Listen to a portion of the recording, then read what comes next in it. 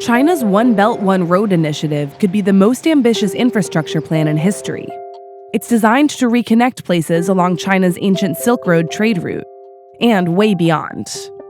There are currently $900 billion worth of projects that are planned or underway. Some European countries are already feeling the impact. Since 2012, China has sprinkled an estimated $15 billion in infrastructure investments over Central and Eastern Europe. That means new roads, railways, and ports for small countries that otherwise couldn't afford them. But for the Chinese, that money isn't always a gift. It's often a loan. And for places like Montenegro, it's a massive leap of faith. So the project of the century is what they've called this highway. The biggest project in the history of the country. It's probably going to be one of the most sophisticated, challenging highways in whole Europe because of the terrain. Mladen Grgic is a researcher who's been following the construction of the Bar-Bolyare highway since it started 3 years ago. Its projected path will connect the port city of Bar with the Serbian town of Bolyare, a journey which now takes over 4 hours on 2-lane roads. The highway could cut that travel time in half. With over 100 miles of roads, bridges and tunnels, its estimated cost is $3.2 billion, according to Grgic, more than half of Montenegro's annual GDP. The government, desperate to modernise after breaking away from Serbia in 2006, had been promising its people this highway for over a decade. When they went looking for backers to finance it, Western institutions weren't interested. And what were the main reasons why they said, look, it's just not feasible as far as we're concerned? They didn't see any financial or economic reason behind it. Montenegro is 600,000 people. It has a traffic volume which is quite low. It can increase, but not so much as to make this highway sustainable. What's a country without a highway? This is actually the only country without a highway in Europe. And without McDonald's, as far as I remember. No McDonald's and no motorways. The whole story was threatening to be just another political promise. And then finally Chinese came.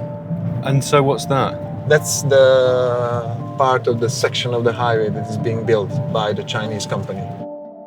The Chinese government guaranteed a loan to Montenegro worth more than $1 billion to finance the construction of one 25-mile stretch of the road. A condition of that loan was that a Chinese state contractor would do 70% of the work. 上部结构是我们是计划是今年年底全部完成上部结构的施工。这个整个桥面的所有工程完的话，按照我们的计划的话，明年大概4月份完成。Kang Shifei has been deputy manager here for nearly 2 years. 这个项目截止到目前，我们有2700。大概有当地分包商有1000人左右，我们这个是大部分的工人都是从中国来的，他们都有海外的成功的海外经验。自己的工人基本上都住到营地里面，关于跟工人跟当地雇员一起吃饭的，基本上都是跟我们一起在一起生活、一起吃饭，平时工作期间。China sees projects like this as a proving ground. In Montenegro, state-backed companies can learn the quirks of local labour and EU regulations before aiming for more lucrative work in Germany, France and Belgium. I'm just interested to know how much you feel that you're representing your country whilst you're here too. 我们也非常荣幸，因为过了多少年之后，我们非常自豪地说，这个项目是中国人做的。It's all very harmonious, except that China isn't just giving Montenegro the money. The World Bank and the IMF believe that the Chinese loan, which Montenegro will pay back at 2% interest between 2020 and 2040, following a 5-year grace period, is a threat to Montenegro's long-term stability. This highway is not Chinese investment. How can you say that? Easily. What is it then? This is the investment of the government of Montenegro. We are taking the risk. That is the difference. Vyacheslav Belam is the Montenegrin government's point person for cooperation with China.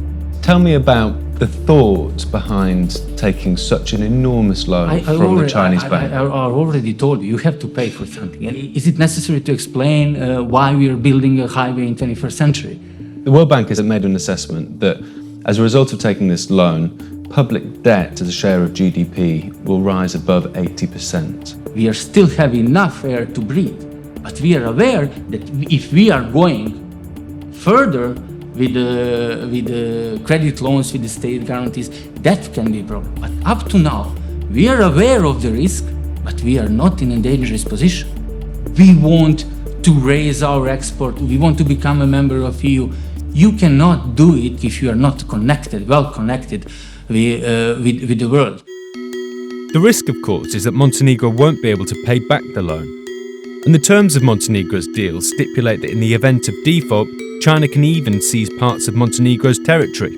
Their companies will also pay little to no tax while working there. Former opposition MP Jelisava Kalazic is concerned the government is digging itself into a hole. The World Bank seems to believe that it's going to plunge this country into some sort of great recession. Bilo bi divno da je taj autoput počeo da se radi 2002. ili 2003. godine kad smo mi ekonomski mnogo bolje stajali. Niko ne poriče da je potreban autoput. Ovaj projekt u normalnim okolnostima naravno da bi dao velike šanse razvojne i da bi to mladim generacijama otvorilo perspektivu.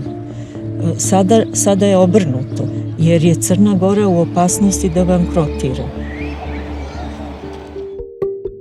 You don't want an unfinished motorway, but the truth is you don't know how you're going to pay for the next two phases. We do not know what will be the model, the growth of the economy, which will be growth thanks to the highway. We will earn enough money to pay for a highway.